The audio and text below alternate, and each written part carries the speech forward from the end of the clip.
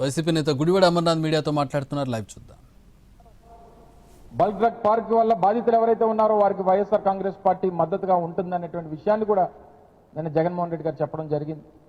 ఇలాగ ఆద్యాంతం అనేక విషయాలు వారి పర్యటన 11 గంటలకి 11:30కి ఇక్కడ ప్రారంభమైతే సాయంత్రం 5 గంటలకి అంటే దాదాపు 60 కిలోమీటర్ల మేర వారు రోడ్డు మార్గాన్ని వెళ్తే దాదాపు 6:30 గంటలు పట్టింది. 5:30-6 గంటలు. ఎందుకు ఇంత పెద్ద ఎత్తున స్పందన వచ్చింది? కేవలం ఈ ప్రభుత్వం మీద ఉన్నటువంటి వ్యతిరేకత, ఈ ప్రభుత్వం తీసుకుంటున్నటువంటి ప్రజా వ్యతిరేక నిర్ణయాలు, విద్యని గాలికి వదిలేసి, వైద్యాన్ని గాలికి వదిలేసి, వ్యవసాయాన్ని గాలికి వదిలేసి కేవలం అన్ని ప్రైవేట్ పరం చేయాలనేటువంటి ప్రయత్నం. ఈ రాష్ట్రం అంటే కేవలం అమరావతి మాత్రమే, ఈ రాష్ట్రంలో వేరే ప్రాంతాలను అభివృద్ధికి మాకు సంబంధం లేదు అనేటువంటి విధంగా ఈ ప్రభుత్వం తాలూకా ఆలోచన కనబడతా ఉంది అనేటువంటి విషయాన్ని కూడా ప్రజలు ఎక్కడికక్కడ వ్యక్తపరిచా ఉన్నారు. ఉత్తరాంధ్ర ప్రాంతం ఈ ప్రభుత్వం నెగ్లెక్ట్ చేస్తూ ఉంది. ఉత్తరాంధ్ర ప్రాంతానికి పూర్తిగా అన్యాయం చేస్తూ ఉంది అనేటువంటి విషయాన్ని కూడా చాలా మంది ప్రజలు వచ్చి జగన్మోహన్ రెడ్డి గారిని కలిసినప్పుడు వారు చెప్పడం జరిగింది. నిన్న ఆ కార్యక్రమం అయిపోయిన తర్వాత కురుపాం గిరిజన హాస్టల్స్ లో జరిగినటువంటి విషయం మీ అందరూ చూశారు. వారందరికీ కూడా వారిని పరామర్శించారు. దాదాపు 47 మంది పిల్లలు నిన్న కేజీహెచ్ లో ఉన్నారు. దగ్గర 70-75 మంది పార్వతీపురం ప్రాంతంలో ఉన్నటువంటి హాస్పిటల్స్ లో ఉన్నారు. ప్రభుత్వం నిర్లక్ష్యం, అధికారులు ఒకటి చెప్తారు, సంబంధించినటువంటి శాఖ మంత్రి ఒకటి చెప్తారు. చివరికి అన్యాయం అయిపోయింది, ప్రాణాలు పోయింది, పసిపిల్లల ప్రాణాలు పోయినటువంటి పరిస్థితులు చూసాం. అందుకే నిన్న జగన్మోహన్ రెడ్డి గారు కూడా చనిపోయినటువంటి ఆ 2 పిల్లల కుటుంబాలకి 5 లక్షల రూపాయలు చెప్పిన మా పార్టీ తరఫున సాయం చేయాలని చెప్పి కూడా వారు ఆదేశించారు. వారికి ఆ కుటుంబాలకు ఆ సాయం చేసేటువంటి బాధ్యత కూడా వైఎస్ఆర్ కాంగ్రెస్ పార్టీ తీసుకుంటా ఉంది. అంటే పేదవాడి ప్రాణం అవసరం లేదు, పేదవాడికి విద్య అవసరం లేదు, వ్యవసాయం చేసేటువంటి రైతు అవసరం లేదు, రాష్ట్రంలో ఉత్తరాంధ్ర లాంటి ప్రాంతాలు అవసరం లేదు. మరి దేనికి ప్రభుత్వం ఉన్నట్టు? ఇప్పటికన్నా కళ్ళు తెరవండి, ఈ పర్యటన ద్వారా కళ్ళు తెరవండి. మీరు తీసుకున్నటువంటి నిర్ణయం తప్పు అనేటువంటి విషయాన్ని ఈ సందర్భంగా మరొకసారి తెలియజేస్తా ఉన్నాం. ఈరోజు ఉత్తరాంధ్ర ప్రాంతానికి ఆ రోజు జగన్మోహన్ రెడ్డి గారు ముఖ్యమంత్రిగా అనేక కార్యక్రమాలు గడిచినటువంటి 5 సంవత్సరాల్లో జగన్మోహన్ రెడ్డి గారి హయాంలో చేశాం.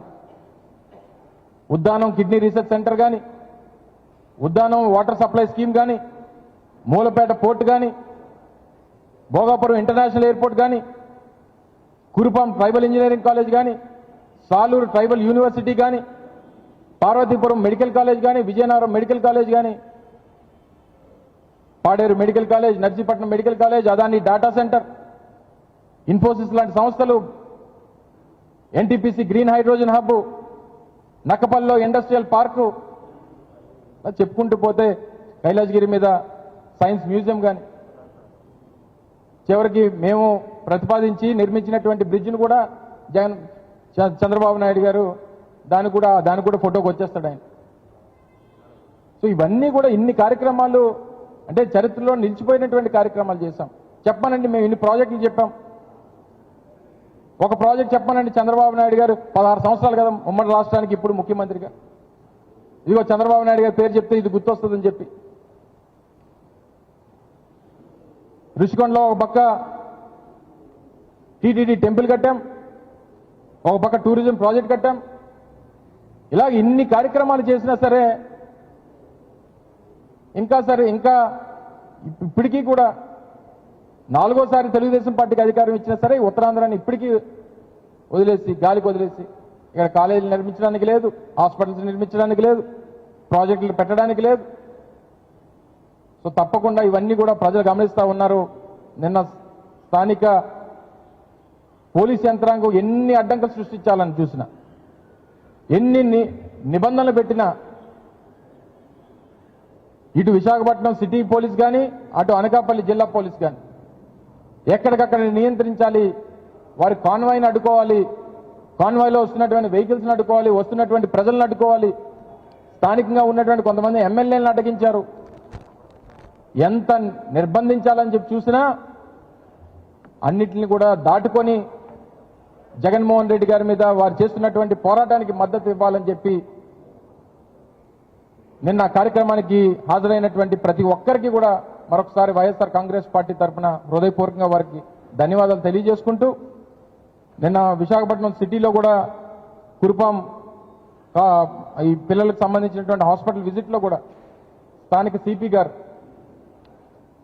వారు సీనియర్ ఐపీఎస్ ఆఫీసర్ కానీ నిన్న వారు మాట్లాడినటువంటి మాటలు చాలా బాధాకరం. కొంత డిగ్నిటీ మెయింటైన్ చేయాలనేటువంటిది మా తాలూకా కోరిక, ప్రజల కోరిక కూడా. ఒక మాజీ ముఖ్యమంత్రి గారిని పట్టుకొని వారు మాట్లాడడానికి వీల్లేదు, మిమ్మల్ని కూడా ఇబ్బంది పెట్టారు.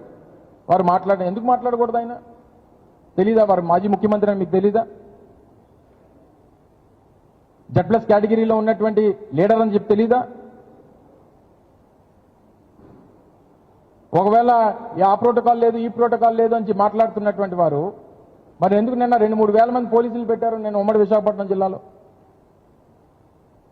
సో ఒక ఎమ్మెల్యే అని చెప్పి మీరు సంబోధించారే, మరి ఒక ఎమ్మెల్యే వస్తే 3,000 మంది పోలీసులు ఎందుకు పెట్టారు ఉమ్మడి విశాఖపట్నం జిల్లాలో? మీరు గుర్తుపెట్టుకోవాల్సింది ఒకే ఒక్కటి, నిన్న వచ్చినటువంటి జన ప్రభంజనం ఇది జగన్మోహన్ రెడ్డి గారికి కొత్త కాదు. జగన్మోహన్ రెడ్డి గారు మీరు అన్నటువంటి ఈ మాజీ ముఖ్యమంత్రి ఇవేవి కాకముందే ఇంత పెద్ద ఎత్తున జనం జగన్మోహన్ రెడ్డి గారికి వచ్చారు. అది ఆయనకున్నటువంటి క్రేజ్. అది దయచేసి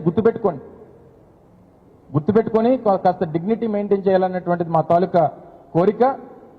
మీరు మాట్లాడినటువంటి మాటలు ఒక రాజకీయ నాయకుడు మాట్లాడినటువంటి మాటలుగా కనబడింది. దయచేసి వాటిని సరిదిద్దుకుంటే మంచిదనేటువంటిది ఒక సూచన. మరొకసారి నిన్న ఈ కార్యక్రమాన్ని విజయవంతం చేసినటువంటి మా పార్టీ శ్రేణులకి, మా పార్టీ కార్యకర్తలకి, ముఖ్యంగా ఈ సమస్యకి సంఘీభావం చేయడానికి ఇచ్చేసినటువంటి ఉమ్మడి విశాఖపట్నం జిల్లా ప్రజానీకానికి అందరికీ కూడా మరొకసారి 2 చేతులు జోడించి పాదాభివందనం తెలియజేసుకుంటాం.